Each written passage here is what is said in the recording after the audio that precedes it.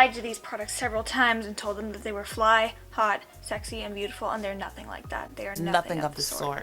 Hey guys, it's Julia. Welcome back to my channel. Today's video is going to be a good one. I haven't done one of these like specific disappointing products in a while. These are things that just were kind of like, not great. Some of these products I am planning on decluttering, but most of these aren't like things that I just like vehemently despise. Otherwise, I would definitely milk that title for all it's worth. These are products that perhaps hurt a little bit worse because I was just expecting to really enjoy them and they let me down in one way, shape, or another. So I have about like 10 disappointing products to talk to you guys about, which is a little bit less than I normally do in a video, but for the most part, I generally try out things that I know I'm gonna like and then I end up liking them because, wow, shocker, I know that I like dewy things. So for the most part, because I usually like pick out things I know I'm probably definitely gonna like, these disappointing products do tend to be more rare for me, but when they do happen, I'm like, oh. I don't give a fuck. Do I look like I give a fuck? Because I don't. I'm great. I hope you guys enjoyed this video. Full details on this look should already be on Instagram. I'm wearing the Master Palette by Mario as part of my palette series. You should go follow me on Instagram if you want to follow that along. I'm basically doing an eye look with every single palette that I own in my collection. So like, we got 52 eye looks to go through. It'll be a fun time. This is look number 3 or 4 that I'm posting, so yeah. I hope everyone is staying safe and healthy. That's all I can ask for. And I'm here to give you entertainment. So without further ado, let's get into some shitty makeup. Oh, I hate that this is in this video. I really wanted to like this collection, but the ColourPop Sailor Moon palette.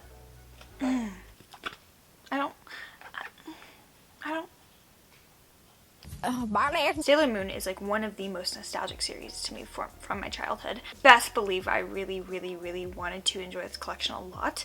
Overall, I feel like the collection was just really not what I expected it to be, and this palette was by far the biggest disappointment for me. I love the packaging, first of all. I don't know if I'm going to actually declutter the palette. I might just keep it and have it on display, but I've just tried to work with this one, and I have enjoyed a few of the looks I've come up with. It's just not fun to get there, and I don't want things in my collection anymore that just don't give me joy and like happiness when I reach for them to use them, if that makes sense. It's also kind of weird because this is like the first ever ColourPop palette where I've felt like the quality is just not up to mark from what I usually expect from them. I feel like ColourPop is one of the most consistent brands in terms of eyeshadow palettes, where generally whatever the eyeshadow palette is, I can assume it's going to be that same formula that they always deliver on. This is just not that. The mattes in here are okay. Obviously there's only like 2 actual true mattes in here. The rest of them have micro glitters in them. These colorful shades up here are pretty, but the micro glitters definitely do show up a lot in the eye look.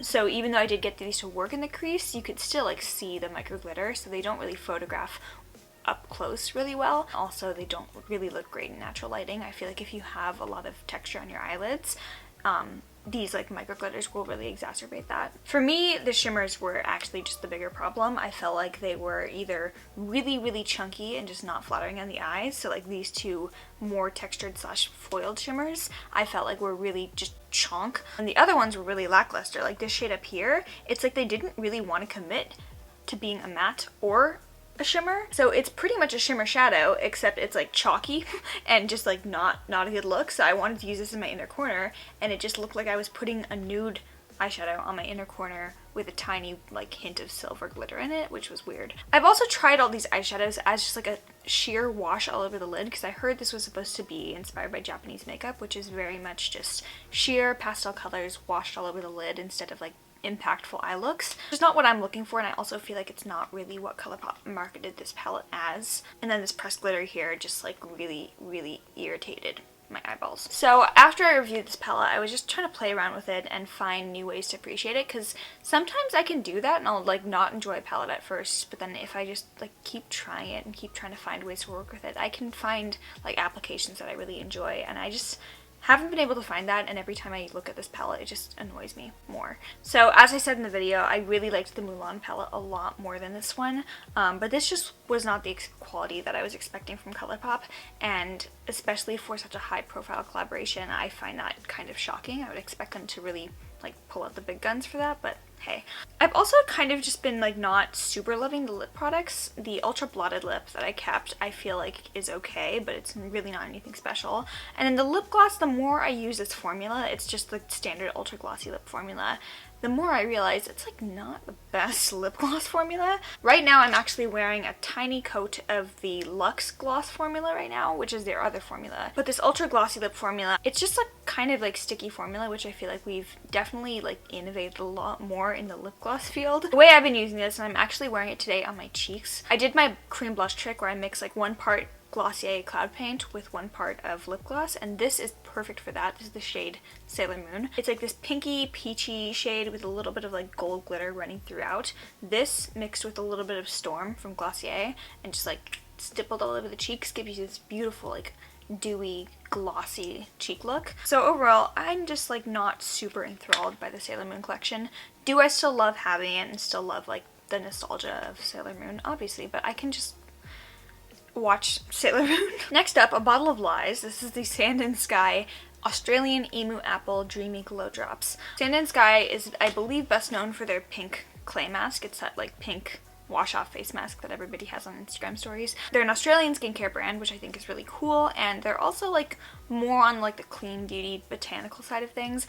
I personally think that clean beauty is like a huge waste of time. Obviously natural ingredients are great, but natural is not always better, and I just feel like the greenwashing of the entire skincare industry is just... She's trash. I'm not talking about that girl. That being said, I wanted to try this out because these are called the Dreamy Glow Drops, and that sounds like everything a dewy bitch like me would want in her life. This is a bi-phase serum, so basically what that means is there's a water phase, which you can see, and an oil phase on top. It's supposed to give you like unique penetration, a unique form of penetration that allows the ingredients to like really be more effective, supposedly. The water phase is hyaluronic acid and then what they're calling their Australian glowberries.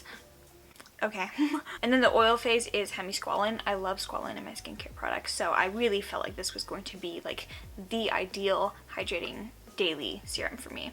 And I've been testing this for almost 3 months now. So I got this in January and I've been using it since. I just really do not see any changes with this. Even for like more subtle ingredients like hyaluronic acid and squalane, which aren't necessarily going to deliver those like intense effects that an AHA would, I still want to see actual results, especially after prolonged testing, and through like 2 months I saw nothing happening. So this I just have stopped using, and I think I'm going to declutter this one, but overall just didn't really do anything for me, which sucks. I think there are a lot better hydrating serums. My favorite is actually the Innisfree. My favorite is actually the Innisfree Intensive Hydrating Green Tea Serum. This, after I kind of determined that this was not really doing anything for me, I started using this one again, and I'm like, why do I ever stray from you, Innisfree? You just never let me down. Before I show you this next product, I need you to promise to not make fun of me for buying it. Okay, no, you're allowed. It's the Pat McGrath Lip Balm from the Star Wars collection. I know I said I wasn't going to do it. I specifically put this into an anti-haul because I was like, oh, I want this so bad, but I know I really shouldn't, just because the entire collection was so clearly like phoned in terms of like what they did with it. But I did say that the things that were drawing me in were the lip products, especially because you get the special component with Star Wars, and I do tend to like Pat McGrath lip products. So I decided to go for a balm because I've never tried one of their balms before, and I got the shade Gold Astral, which is the C3PO. Ironically, my least favorite character, but it had the prettiest component, so I got my collectible box. I'm happy with it. Wow, just wow. So mediocre. The weirdest thing about this to me is that it's kind of like gritty, so this does have a bit of like gold shimmer running throughout it, which I thought would be actually really pretty. The texture of this reminds me of like a stale tube of chapstick, which you rub across your lips, but then it has a little bit of gold glitter in it, so it has this kind of like gritty, sandy feel to it. And overall, the way it looks on your lips is not bad. It definitely does have like the tiniest bit of hydration, but again, like a stale chapstick would. So basically I just bought the component, which is like kind of all I wanted, and this is probably one of the stupidest purchases I've ever made. Am I annoyed that I bought this? Yes. Is it my fault? 100%.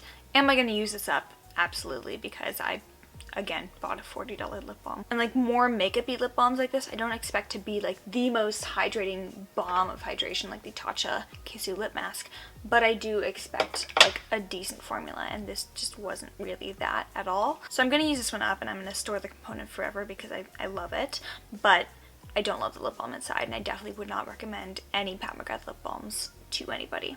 This straight up sucks. I've been trying to like force my under eyes to get along with this concealer. I shared this one in a product I changed my mind about video because while I was living on campus, my formula would be I would come home and film videos like once a month or so, and every time I came home I would bring home all my makeup products that I had on campus and then switch them out, so I was continually like trying new things. And this was the concealer I brought up for, I believe, October to November, and up to then I had definitely thought I really liked this concealer a lot, but I had to be conscious of the fact that when I do makeup, it's usually to film a couple videos indoors and then wash off after like 5-6 hours. So I got to see how this concealer looks on me in natural lighting on my under eyes, like in broad daylight. Not a good time. To me, this is like your standard full coverage concealer in that it does cover a lot, but it also looks pretty heavy because it is. Because I love Novelist products. They're one of my favorite indie brands straight up, and definitely a brand that I want to try more from because they have like a full line of products. They've got foundation, they have those highlighters that just look like pure crack. I like my Gotham contour, I like my eyeshadow palettes from them, I want to try more from them, definitely.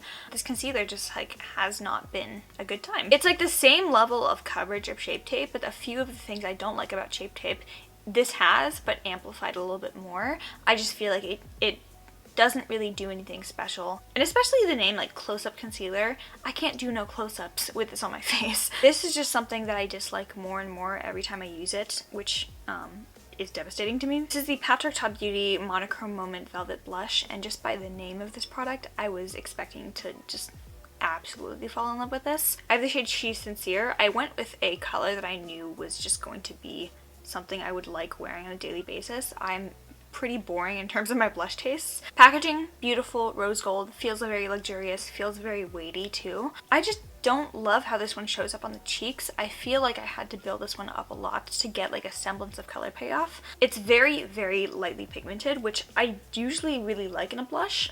You can't even see the swatch I just did. I'm concerned because I haven't had this long enough for it to like hit hard pan necessarily, but if you build it up, you can see a little bit of pink in there. But I feel like this just required me taking like a really dense blush brush and just like digging, applying, digging, applying. I can appreciate a really good subtle blush, and I don't like my blushes to be aggressively pigmented because that makes them really hard to work with. The difference for me is this is so subtle and so minimalistic on the cheeks that I just don't see this being worth it, and it just makes it not very fun to work with. I can do a more pigmented blush if it's still easy to blend out, and this one I feel like they just went overcautious with the amount of pigment. Honestly, just get the Essence Satin Touch blush. It's so much better than this one. Has a little bit more pigmentation to it, a lot like more of a buttery formula, and it gives you that like kind of same effect that this blush was promising in terms of finish, but it's just a lot nicer to work with, and it's also $3. I do like a few other things from Patrick Ta Beauty, and I am excited to see them expand into more products, but this ain't it. So this next thing, excuse how dirty these are, but I've been testing out the ColourPop Full Beet Sponge Kit. ColourPop came out with a line of blending sponges, which I was very excited about. These aren't all bad, and I did review these on my Instagram stories, giving each of them a pretty thorough in-depth review. But there are 5 sponges. We have the Velvet, Detail, Hourglass, Complexion, and Silicone. Overall, the ones I actually enjoyed using were the Complexion and the Detail. Complexion is like a nice, just soft, standard beauty blender type formula. I like having the flat edge here. It makes it really easy to approach the under eyes for concealer, and then the flat edge on the bottom. I just like a flat edge on the bottom for bouncing my foundation in. Is it anything groundbreaking though? I don't think so necessarily. This sponge right here is my AOA Studio Wonder Blender. It's just the classic one. It's $1, and I feel like these are the exact same like softness level. So even though this is like worlds cheaper than Beauty Blender, and I've never recommended Beauty Blender on my channel because I think Beauty Blender selling $20 foam sponges is like one of the single greatest scams to ever be pulled off in makeup history. The Detail one is my second favorite, and if you really like precision with your under eye concealer, I feel like this is going to be great for you because it's like one of the finest points I've ever seen in a sponge. The Hourglass one is nice as well. It's that same like kind of squishy, soft beauty blender type formula. I just don't really love shapes like this, especially things that don't have a nice point. And then the two unique ones I just didn't really enjoy. The velvet one is a microfiber sponge, much like the ever famous king of undisclosed sponsorships, Juno & Co sponge. I felt like we were gonna leave behind the furry sponges in 2019, but I guess we're not. Microfiber sponges are supposed to give you a lot more like coverage out of your foundation because they don't absorb as much foundation, which for me, that's kind of the ideal purpose of a sponge, is to absorb excess product so you have like a nice layer of foundation pushed into your skin and you can absorb anything that's extra. This doesn't really do that. It just kind of pushes around that coverage that you have, so you do get a lot more coverage, but I also feel like it doesn't really make your foundation look nice and seamless to your skin. As far as microfiber sponges go, this is probably the softest one I've ever felt, so it's my favorite microfiber sponge I've ever used, but I also just don't really like how microfiber sponges blend out your foundation. And then finally, the one that was most interesting to me is the silicone one, and I am the queen of silicone, so I'm sorry for that joke. You're literally the dumbest person I've ever met. It gives me a bad vibe, not funny, annoying. I walked right into that one and I had to just take that opportunity. I know we had that trend of like those little chicken cutlet like silicone sponges going around that did not blend your foundation whatsoever. This is not that. It's basically a foam sponge with a silicone core. So I don't know if you can see it, but right here, this core in the middle is like this really unique, not like a rubberized silicone-y texture. It just kind of feels like different and not as soft, which is interesting. And then when you get the sponge wet, the outside part expands, but the inside part stays like its normal texture. Is really weird. Basically, the silicone core, kind of similar to microfiber, is supposed to like not absorb as much of your foundation, so you get more coverage. Interesting idea, and I was interested to see how this one would work out. But really for me, when I was blending out my foundation, I was like using this side with the silicone exposed, and I just felt like this part here was kind of just like dragging around and smudging my foundation across my face. So to finish blending my face out, I just took the actual foam side and just did my normal thing. I commend them for coming up with an interesting idea, but in terms of execution, I just really don't see how this one is in any way superior. I think it just kind of impedes the process. Honestly, just not my favorite. I think I was really expecting to like these a lot because I've been so ridiculously impressed by ColourPop's brushes. I think that they've been stepping up their tool game, and I was expecting the same from those sponges, but just wasn't it for me. This I wanted to like so much. I wanted it to be the winner of the foundation battles of 2019, because during summer last year, I feel like every single brand came out with a new foundation line, and I was interested to see which one would come out on top. I believe that the foundation of last year was the ABH Luminous, and it's still the foundation of this year. This I bought around the same time, and I was so excited about this because the Pro Filter Matte Foundation was just not it for me. It didn't look good on my skin, and I don't think it was meant to, because it's not meant for like uber dry skin like me. But this is the Fenty Beauty Pro Filter Hydrating Longwear Foundation, and I was super excited for this one. I'm wearing it on my skin right now. Obviously it didn't look the same on my skin as the matte one did. That one just looked like straight up crusty, and it would pick up on all my dry patches and just wasn't a good look for me. So this one didn't do that. It doesn't like hinge onto any of my problem areas.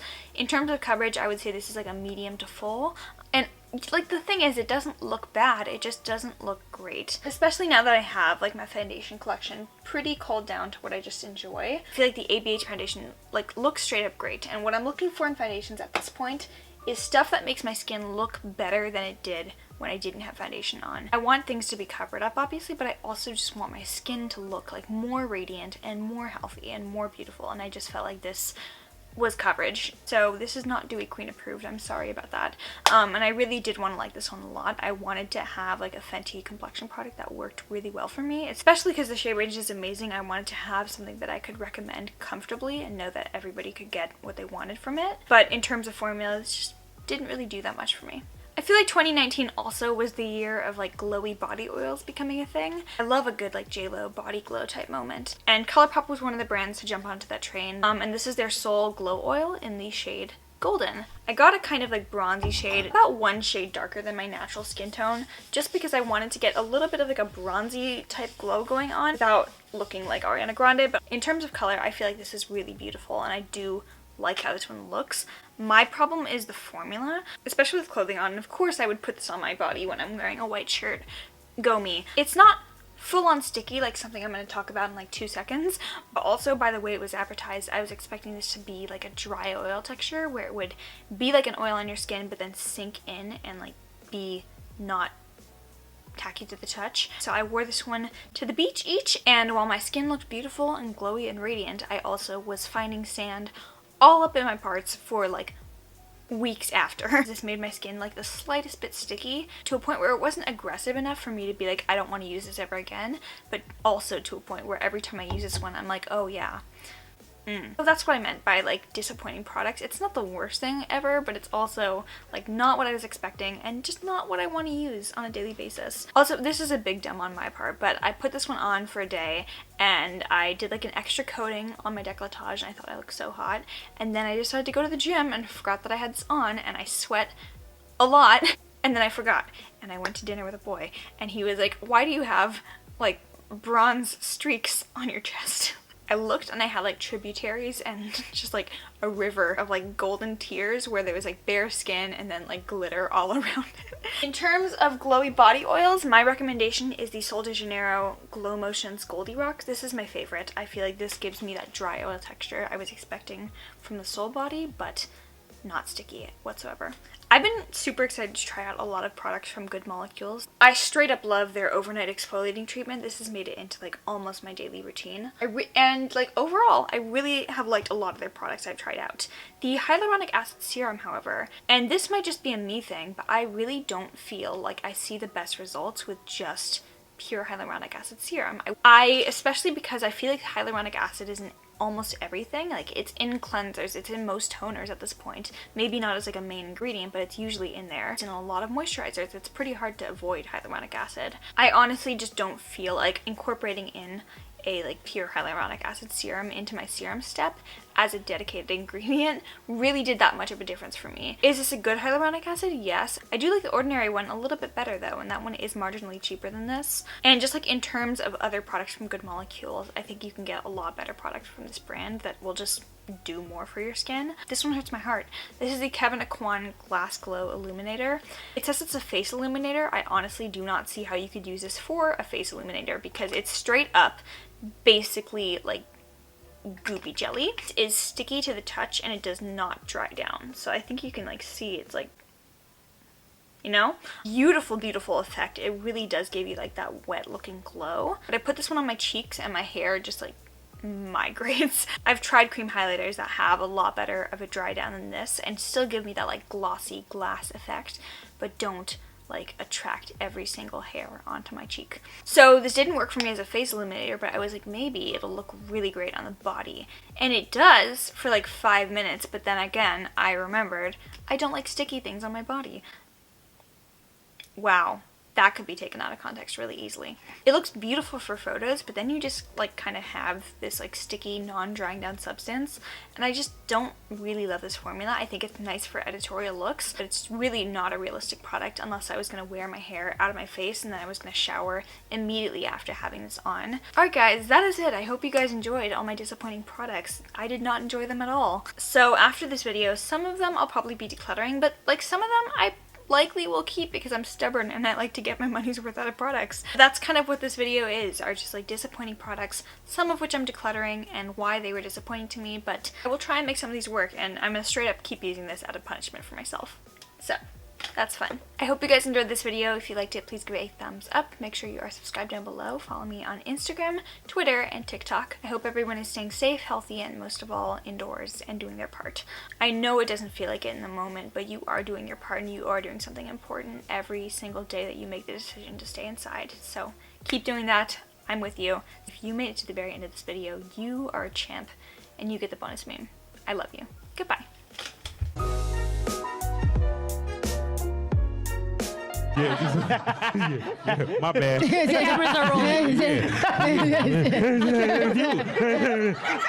That would have been a fail. Could do that too. Ain't nobody scared of all this.